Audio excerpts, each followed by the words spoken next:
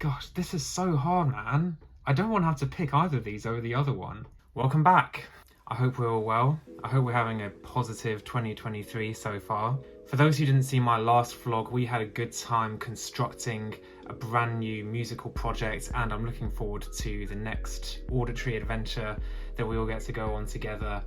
But before we jump into that excitement, I wanted to do something a little bit different because, as well as being music creators, we are first and foremost music appreciators. So just recently I put on my Instagram a post which summed up my 9 favourite albums from the last year of 2022.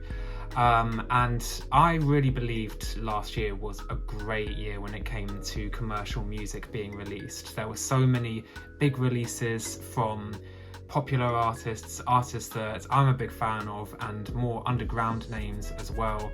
And I'd also done a similar thing for 2021 as well, which got me thinking, I wonder how those 2 years stacked up against each other when it came to the music that was released in them. So in the spirit of musical competition, we are going to go through these albums from 2021 and 2022, and I've put them into categories against one another, one from each year, for 9 categories, and we're going to see which album comes out on top. And I should mention that even though I've categorized these albums kind of based on their style and the artists or groups that constructed them, I haven't necessarily picked a favorite for each of these yet. So I don't know which one is going to come out on top. As I said, I felt very positive about the music that came out in 2022. We now need to put that to the test and see just how good it was, and if we have had a better year just gone than the year before. If you haven't seen either of those lists that I did, my Instagram will be in the description so you can have a look at those. I go into a little bit more detail about some of my favourite tracks from each of these albums and just my general reasoning behind why I think they were some of the best albums of the respective years that they came out. So with all of that being said, we're going to rip the band-aid off straight away, go with 2 of what were easily my favourite albums from these last couple years.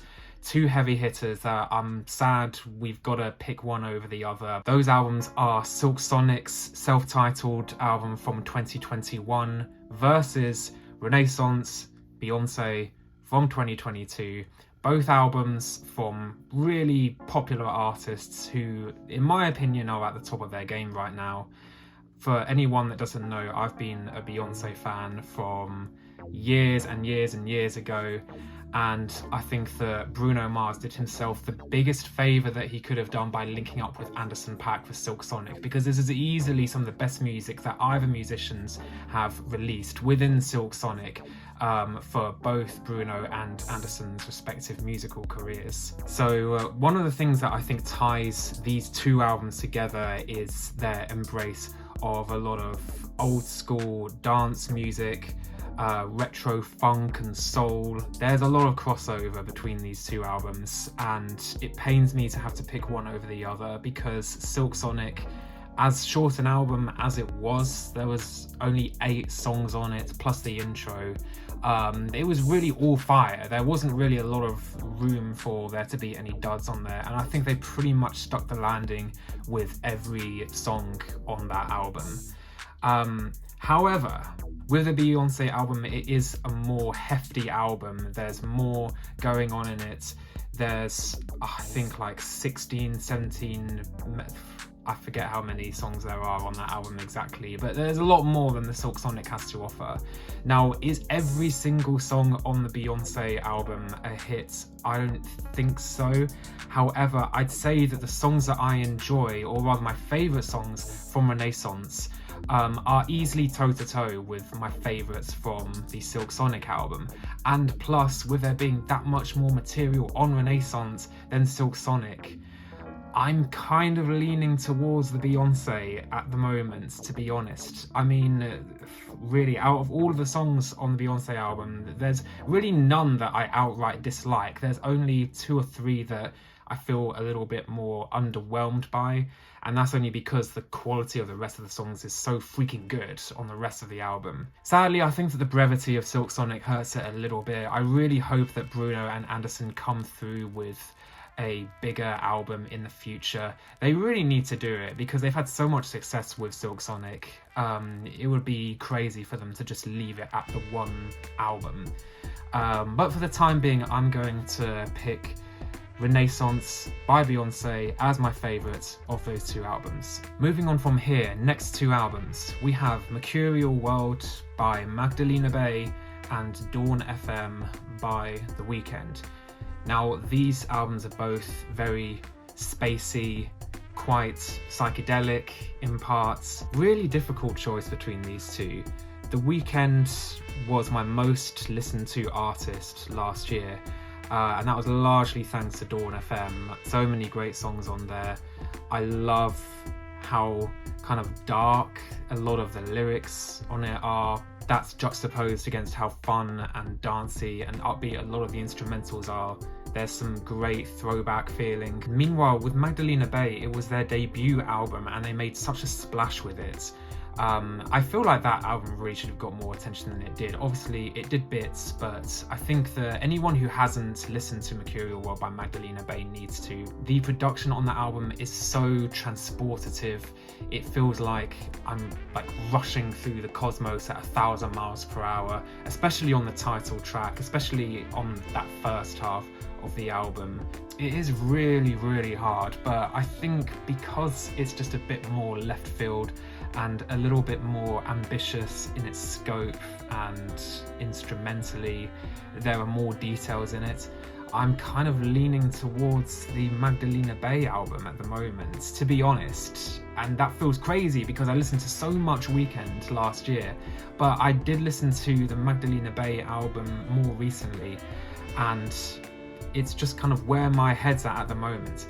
I should mention that there's every possibility that if you were to ask me to pick between these albums in any of these categories on another occasion, I could very well change my mind and go for something else, but this is just how I'm feeling at the moment, and right now I want to say Mercurial World beats out Dawn FM. So that is 1-1 between 2021 and 2022 for favourite albums so far. Next up, we've got Nurture by Porter Robinson versus Cry Sugar from Hudson Mohawke. Yes, the Seabat guy. That song is interesting in its own way. But yeah, Porter Robinson. I hadn't actually heard any Porter Robinson music before I listened to Nurture, and I have to say I was really impressed by his singing that he was able to incorporate into his album, how colourful and eclectic a lot of his sound palettes are. There's some really, really good hooks on there as well. Like Look to the Sky has one of my favourite hooks from the last couple years of any song. I just love it, and it's one that I can come back to, and it doesn't get dry. It's very accessible in a lot of ways. I think regardless of what kind of music you're into, you could probably get something out of Nurture by Porter Robinson. Cry Sugar by Hudson Mohawke, it is more left field and it is more quirky, I'd say. But that's kind of what I like about it, and I love how cohesive that album is as well. As all over the place as it is and chaotic as it seems, which is very much in Hudson Mohawke's wheelhouse to be quite chaotic in his production style and his social media presence. I think that is kind of the bow that ties all of Cry Sugar together.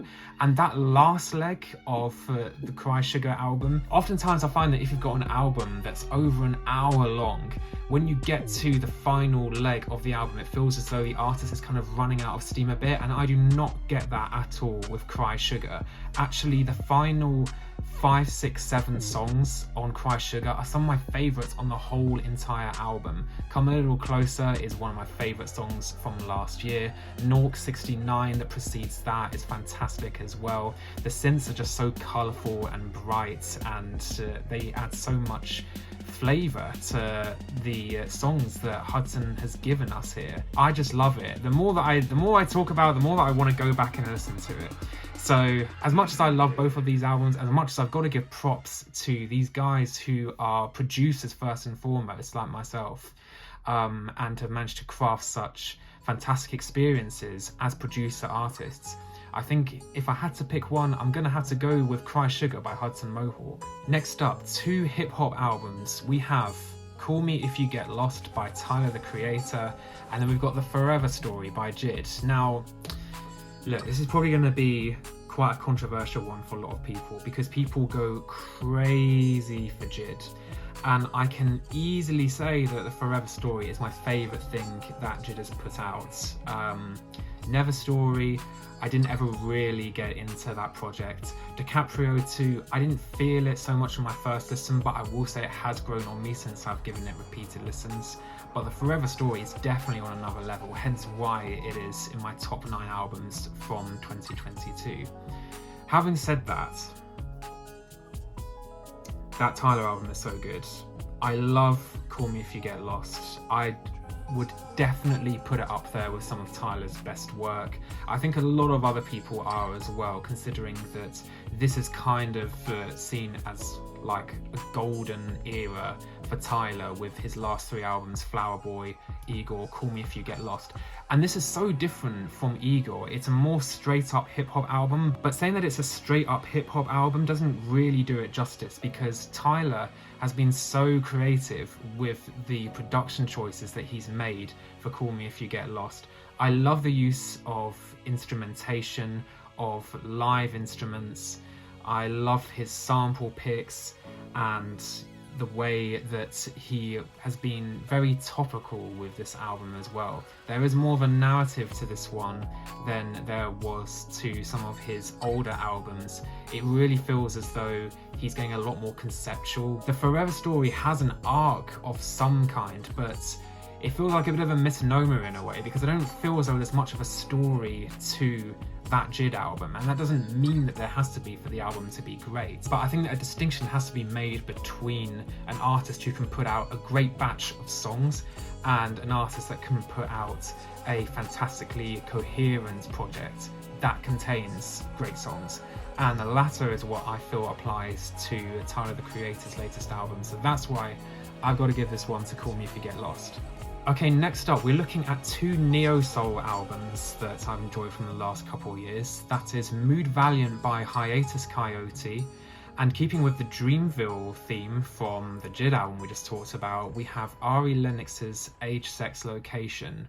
Mood Valiant is a lot trimmer, it's only 30-40 minutes. I think it contains some of Hiatus Kaiyote's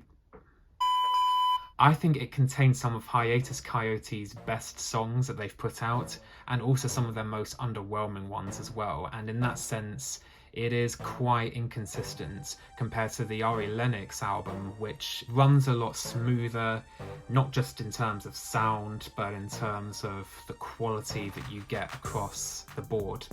I've also got to say that Queen Space, the final track, that was one of my favourite songs from last year. I love Summer Walker's contributions to it. I love the piano on that, the chord progression.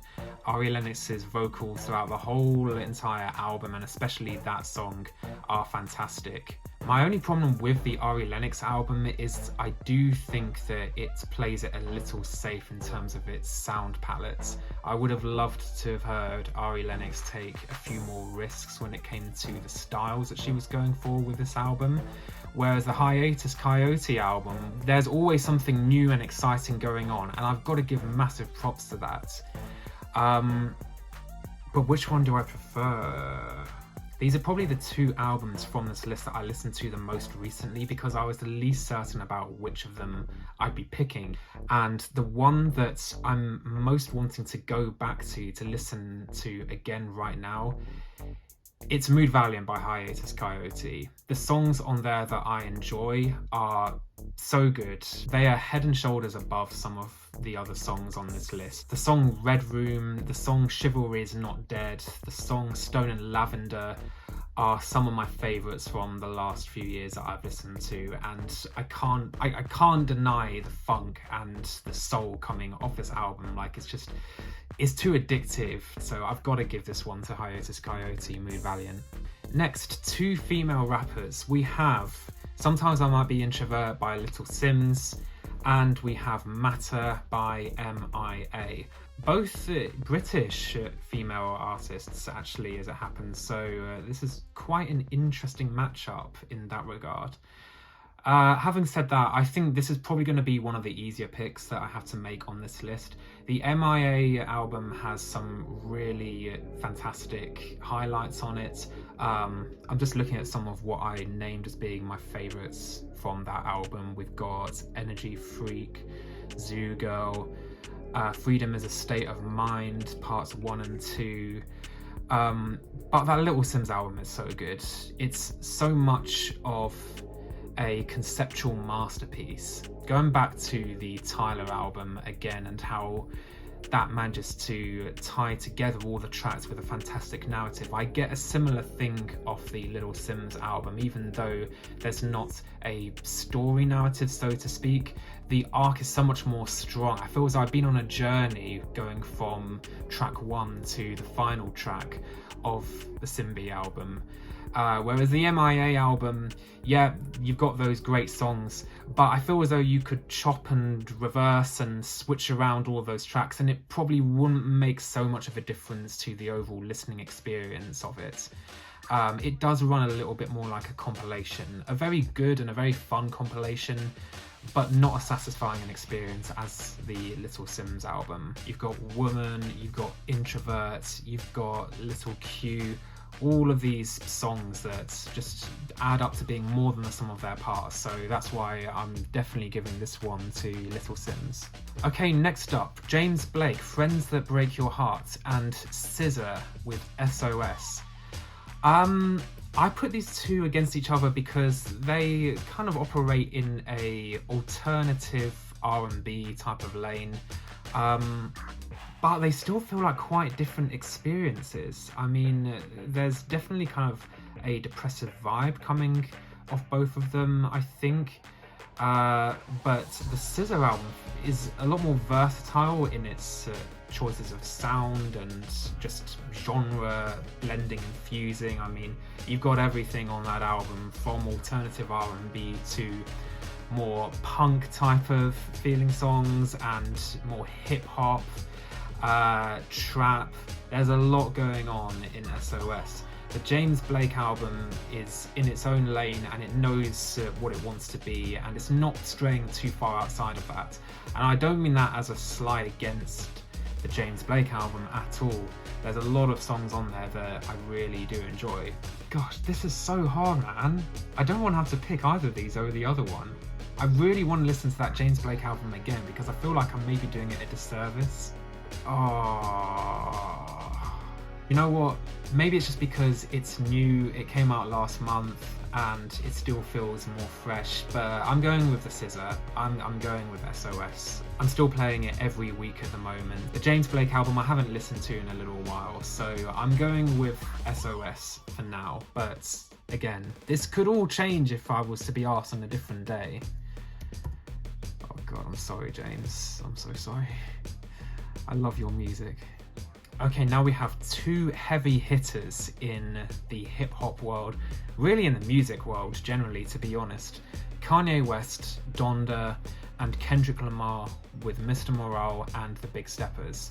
Now, Donda was obviously a massive roller coaster of an album when it came out, with the release, with the listening parties, with the stadium fill-outs and all of the crazy staging and pyrotechnics and everything that was going on around the album. But the Donda experience itself, I think, is a pretty solid one overall. It is all over the place, it is overly long, it does not need to be over 90 minutes. I do genuinely think that this is some of Kanye's best work in the last 5 or 6 years, when you've got Come to Life, as well as Off the Grid.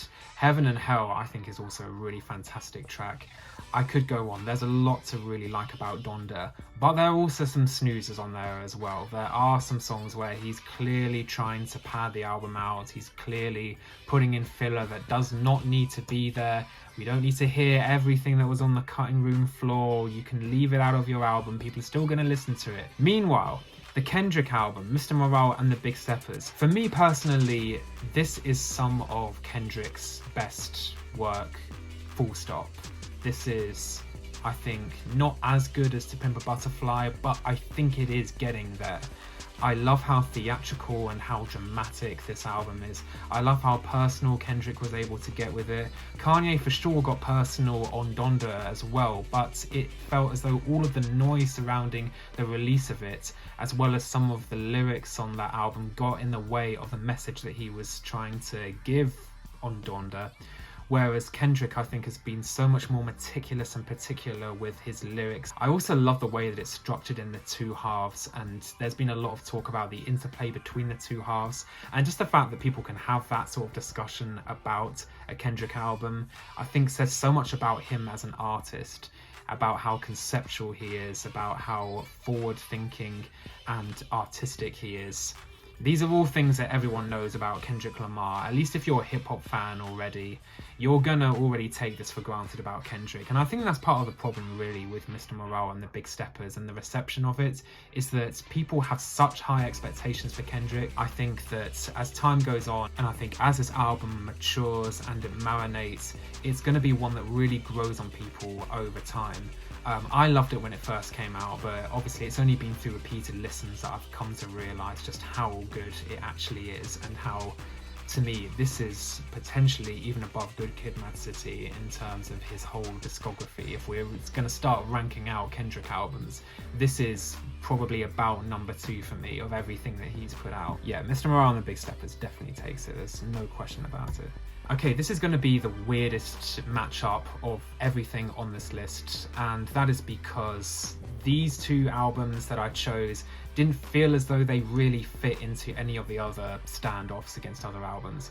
So they kind of just ended up here in the miscellaneous category, and that is Sinner Get Ready by Lingua Ignota and last year's TM final album from Brockhampton. Now, I will say that I think that there is a bit of crossover between these two albums in that they're both quite depressive albums. TM really does feel like a final send-off, a final goodbye to the boys in Brockhampton, and that does bring about some quite emotionally potent moments. Then again, the Lingua Ignota album is just on a different level when it comes to the tragedy and the heartbreak that I get from listening to Sinner Get Ready. I listened to some of the songs on there again, and this is the album that I have a bit of a hard time recommending because it is just a lot to take in terms of the emotions and the sound play. It's very harsh, it's industrial, it's avant-garde in a lot of places. All that being said, when I think about which album left a greater lasting impression of me and which one do I think has more cultural staying power and relevance, I think it's Sinner Get Ready. It's more cohesive, it has more layers to it. TM, it is a compilation album, and I've heard a lot of people dismissing that album. I think somewhat unfairly, because I think there are some really great songs from the boys on TM. But it's not as cohesive as Sinner Get Ready. And that's something that I'm realising as I go through this a lot. And as I said, I hadn't decided on all of these, on which was going to be my favourite before I did this video. So it's interesting, I'm realising that I do gravitate a lot to cohesiveness, something that's conceptual, something that is greater than the sum of its parts. And in this instance, I am going to give it to Sinner Get Ready. But be warned, if you haven't listened to Sinner Get Ready previously, just be prepared for a lot of harshness, a lot of grief and heartbreak. It's not for the faint-hearted, and as a result, it's not an album that I come back to so regularly, but I feel as though it will be an album that I do come back to more in the future as opposed to frequently in the short term, if that makes any sense at all. Wow, so that is all of the albums that I had listed out, and at the end of that, the tally says 5 albums to 2021 were my favourites, and 4 from 2022. So that means that 2021 has won against last year in terms of musical output. I am really shocked about that, to be honest. I did not expect this to be the final results, I'm just looking back through some of my choices that I made. SZA versus James Blake, that was a really tight call. I think the Lennox versus Hiatus Kaiyote, that could have gone either way as well. Even the Weeknd and Magdalena, man, yeah, this was tough. This was really hard. But there you go. That doesn't change my feelings on 2022 at all. I still think it was a fantastic year for music, and I'm really excited to see what 2023 has to bring us. But I hope this was an interesting video. I hope that you enjoyed seeing my picks, and I'm looking forward to hopefully seeing a bit of discourse and discussion and disagreeing going on in the comments. Tell me, of those picks that I had, which would you have ranked above the other? Do you think that 2021 had the better year of music, or 2022? Be sure to let me know also what albums you're looking forward to seeing this year released. Is it going to be better than last year? I think that is a tall order, to be honest. But then again, I thought that last year was better than the previous year before having made this video, and now I'm not so sure. It's looking like it's actually closer than I thought. But maybe this year is going to be the best year of music that we've had of the 2020s so far. We just don't know. Anything could happen. Anyone could release. I'm just really excited for new music, basically. But yeah, there we go. That's the video. Like I say, a slightly different style of video for me, but I'm looking forward to getting back into doing more production and making more beats and music going forward. So stay tuned for that. Subscribe for that. Links in the description to the rest of my social media. Follow me on Instagram. I'm particularly active over there. And I look forward to seeing you in the next one. Bye.